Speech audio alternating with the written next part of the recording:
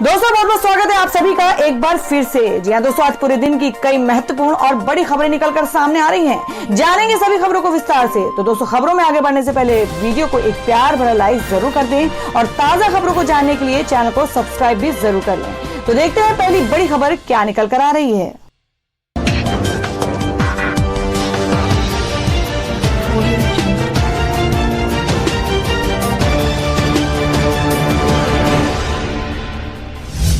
तो दोस्तों, आज की पहली बड़ी खबर बता दें कि इजराइल की मदद से दूर होगा बुंदेलखंड में पानी का संकट।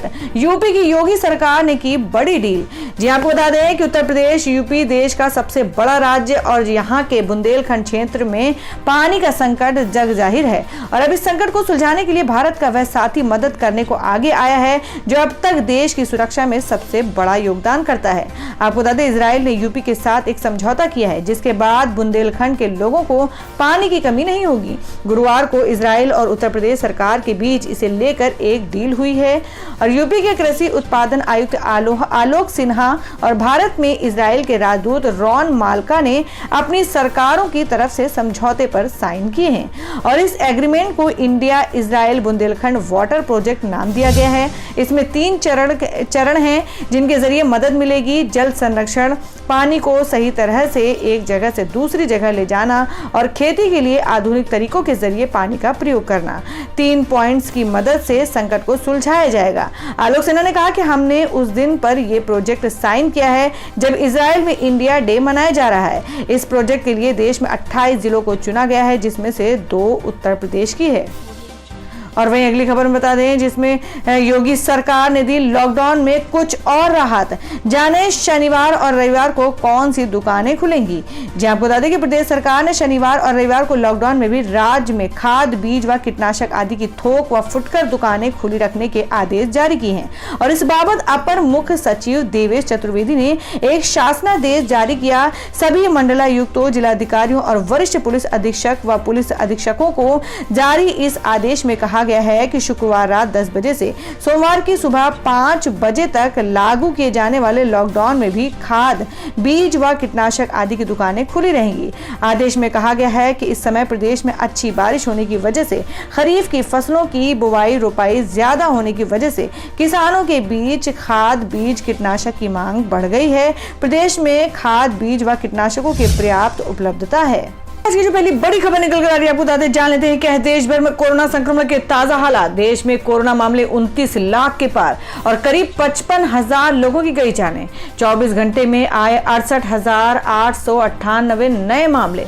जी हम बात कर रहे हैं कि देश में कोरोना का कहर थमने का नाम नहीं ले रहा और इस वायरस से संक्रमित लोगों की संख्या में दिन ब दिन बढ़ोतरी होती जा रही है।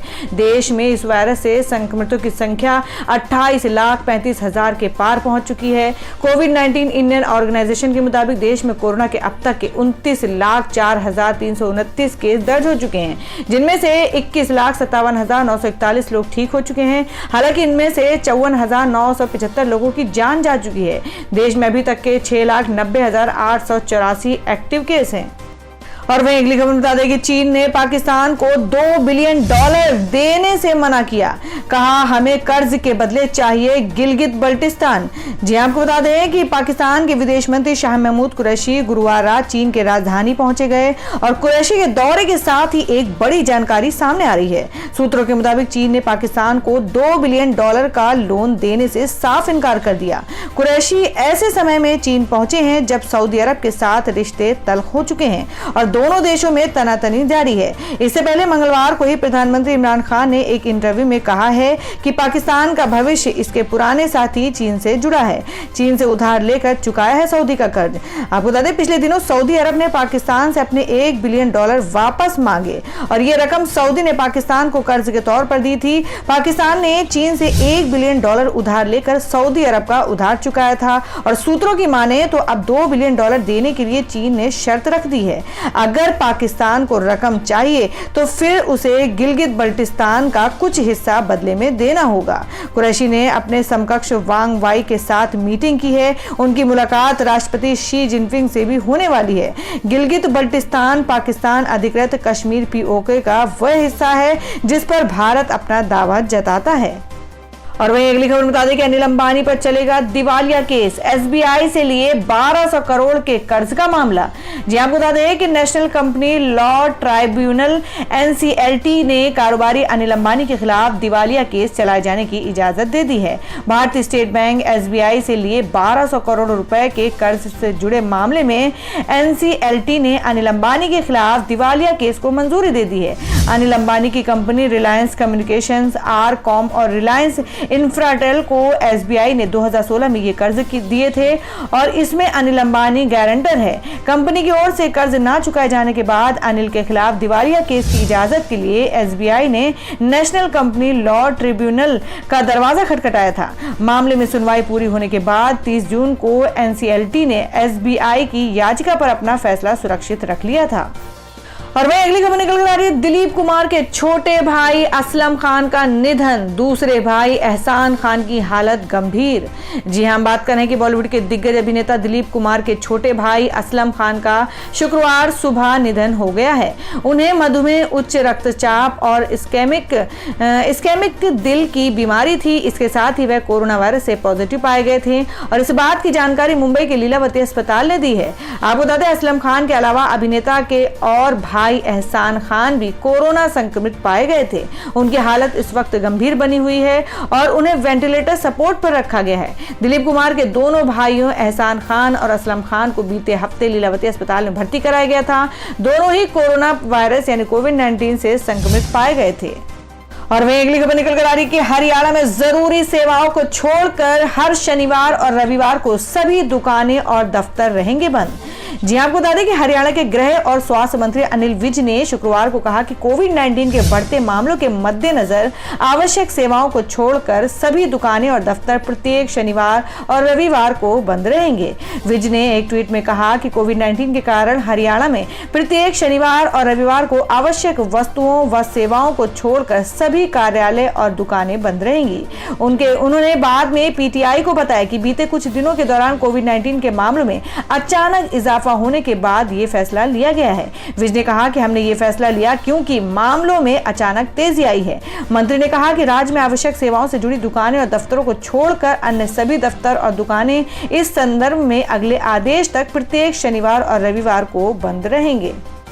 तो दोस्तों, जिस तरीके से हरियाणा सरकार ने इस तरीके का डिसीजन लिया है रविवार शनिवार को दुकानें और दफ्तर बंद रहने के, तो क्या ऐसा करने से हर स्टेट में कोरोना का संक्रमण कम हो सकता है? आप अपना सुझाव कमेंट बॉक्स में जरूर दें। बढ़ते अगली खबर की ओर। और वहीं अगली खबर बता दें, मानसरोवर झील के करीब चीन बना रहा है नया मिसाइल बेस। सैटेलाइट की तस्वीरों से हुआ खुलासा। जी हां, आपको बता दें कि लाइन ऑफ एक्चुअल कंट्रोल पर चल रही तनातनी और विवाद सुलझाने के लिए चल रही वार्ताओं के बीच बड़ी खबर यह है कि चीन पवित्र मानसरोवर झील के करीब एक नया मिसाइल बेस तैयार कर रहा है।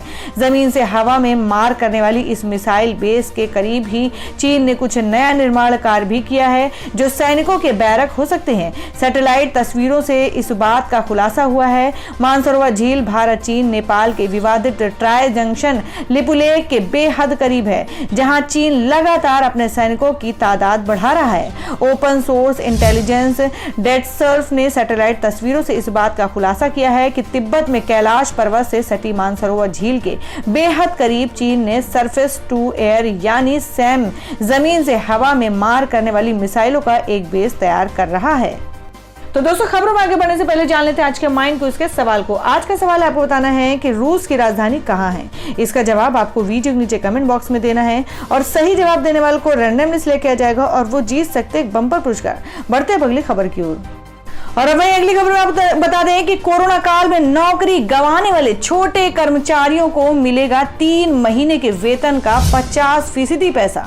जी हम बात कर रहे हैं कि कम तनख्वाह वाले कर्मचारियों के लिए राहत की खबर आई है। कर्मचारी राज्य बीमा आयोग यानी ASIC की सुविधाओं के तहत कवर होने वाले लाभार्थियों को एक लाभ मिलेगा। गुरुवार को आयोग की बैठक में फैसला लिया गया है कि कोरोना के दौरान अगर ऐसे किसी कर्मचारी की नौकरी चली जाती है तो उन्हें 3 महीने का वेतन दिया जाएगा और ये वेतन उनके प्रति महीने औसत वेतन का 50% से ज्यादा होगा। आपको बताएं कि ये राहत नौकरी गंवाने वाले उन कर्मचारियों को मिल सकेगी जिनकी नौकरी 24 मार्च 2020 से 31 दिसंबर 2020 के बीच जाएगी। 31 दिसंबर के बाद जरूरत के हिसाब से इस तिथि को बढ़ाने पर विचार किया जाएगा। तो दोस्तों, खबरों में आगे बढ़ने से पहले एक बार फिर से आपको याद दिला दें कि अगर आपने अभी तक हमारी वीडियो को लाइक नहीं किया तो जल्दी से वीडियो को लाइक कर दें, क्योंकि आपका एक लाइक हमारे लिए बहुत ही महत्वपूर्ण होता है। और अगर आप हमारे चैनल पर नए हैं तो चैनल को जरूर सब्सक्राइब कर लें और बेल के बटन को भी जरूर हिट कर दें। और हमारी पूरी न्यूज को जानने के लिए वीडियो को लास्ट तक जरूर देखें। बढ़ते हैं अगली खबर की ओर। और हमें बता दें कि इसी साल बिक जाएंगे 4 सरकारी बैंक, सरकार की तैयारी पूरी। जी हां, आपको बता दें कि सरकार ने 4 सार्वजनिक बैंकों में अपनी हिस्सेदारी बेचने की तैयारी शुरू कर दी है। कुछ दिनों में ये प्रक्रिया तेज हो जाएगी। इन बैंकों के निजीकरण की सारी अड़चनें हटा दी गई हैं। जिन बैंकों को निजी हाथों में सौंपना है उनमें Punjab and Sindh bank, UCO bank, IDBI bank और बैंक ऑफ महाराष्ट्र शामिल है। सूत्रों के मुताबिक इन बैंकों को चालू वित्त वर्ष के दौरान ही निजी कंपनियों को बेचने की प्रक्रिया पूरी कर ली जाएगी। और अभी अगली खबर निकल कर आ रही है कि प्रणब मुखर्जी की सेहत में कोई सुधार नहीं, फेफड़ों में इंफेक्शन के संकेत, अस्पताल ने जारी किया हेल्थ अपडेट। जी आपको बता दें कि पूर्व राष्ट्रपति प्रणब मुखर्जी की सेहत में कोई सुधार होता नहीं दिख रहा है। वे पिछले 9 दिनों से अस्पताल में भर्ती हैं और ब्रेन सर्जरी के बाद वेंटिलेटर सपोर्ट पर हैं। अस्पताल के अधिकारियों ने कहा कि माननीय श्री प्रणब मुखर्जी की मेडिकल कंडीशन में गिरावट आई है, उनके फेफड़ों में संक्रमण हुआ है। डॉक्टर ने कहा कि पूर्व राष्ट्रपति वेंटिलेटर सपोर्ट पर हैं और वर्तमान में विशेषज्ञों की एक टीम उनकी देखरेख कर रही है। इससे एक दिन पहले पूर्व राष्ट्रपति के बेटे अभिजीत मुखर्जी ने कहा था कि उनके पिता की हालत स्थिर बनी हुई है। और दोस्तों, अगली खबर में जान लेते हैं क्या है देश भर में सोने और चांदी का भाव। सोना लगातार तीसरे दिन हुआ सस्ता, चांदी में मामूली तेजी। जी आपको बता दें कि सोना लगातार तीसरे दिन सस्ता हुआ है और वहीं चांदी गुरुवार के मुकाबले 221 रुपए प्रति किलोग्राम महंगी हुई है। शुक्रवार को देश भर के सराफा बाजार में गुरुवार के मुकाबले सोना के हाजिर भाव में जहां गिरावट देखने को मिली, वहीं चांदी सुबह तेज उछलने के बाद थम गई है। सराफा बाजार में 24 कैरेट सोने का हाजिर भाव सुबह 71 रुपए की बढ़त के साथ 52,390 रुपए पर खुला है। बाद में ये 346 रुपए गिरावट के साथ 51,973 रुपए पर बंद हुआ है। और वहीं चांदी 66,374 रुपए प्रति किलोग्राम के रेट से बंद हुई है। और दोस्तों, अगली खबर में जान लेते हैं क्या है देश भर में मौसम के ताजा हालात। भारत के इन राज्यों में अगले 3 दिनों तक नहीं मिलेगी बारिश से राहत, IMD का हाई अलर्ट।